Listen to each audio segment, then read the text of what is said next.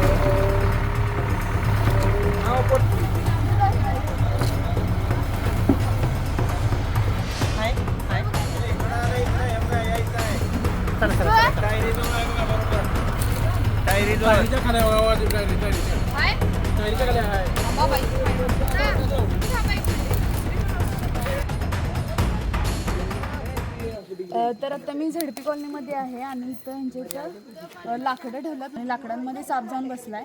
म्हणून तिचा विषारी साप आहे. यांच्या इथं बघू शकताय पलीकडं घरं आहेत पत्र्यांची. त्यामुळं आपल्याला इथून या सापाला रेस्क्यू करावं लागते. यांची लहान मुलं आहेत तिथं. तर आता मी पकडला हातामध्ये.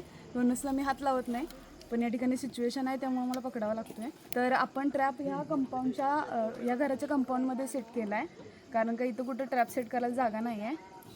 तर चला तर बघूया कसं रेस्क्यू करता येईल सापाला.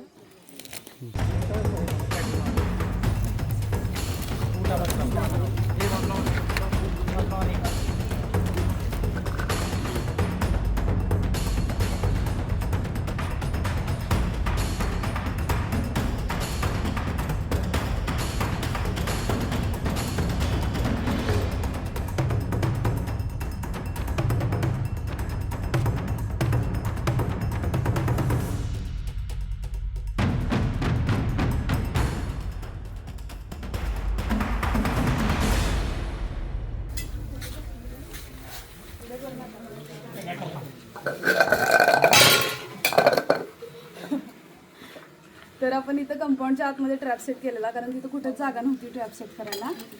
त्यामुळे आपण इथं सहज रेस्क्यू करता येईल म्हणून ह्यांच्या कंपाऊंडमध्ये रेस्क्यू ट्रॅप लावला आहे. आपण सापाला सेफली पॅक करतोय आता. तर भरपूर रिस्की काम आहे हे. यामध्ये तुमचा जीव देखील जाऊ शकतोय. त्यामुळे कोणालाही सापाची योग्य माहिती नसेल तर साप पकडण्याचा प्रयत्न कोणीही करू नका.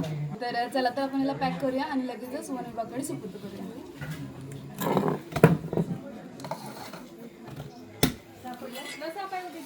बोनस आहे बोनस.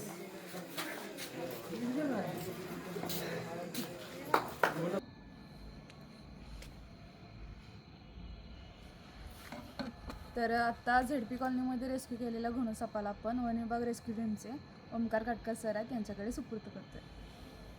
तुम्हाला व्हिडिओ आवडला असेल तर व्हिडिओ लाईक, शेअर आणि सबस्क्राईब नक्की करा. थँक्यू.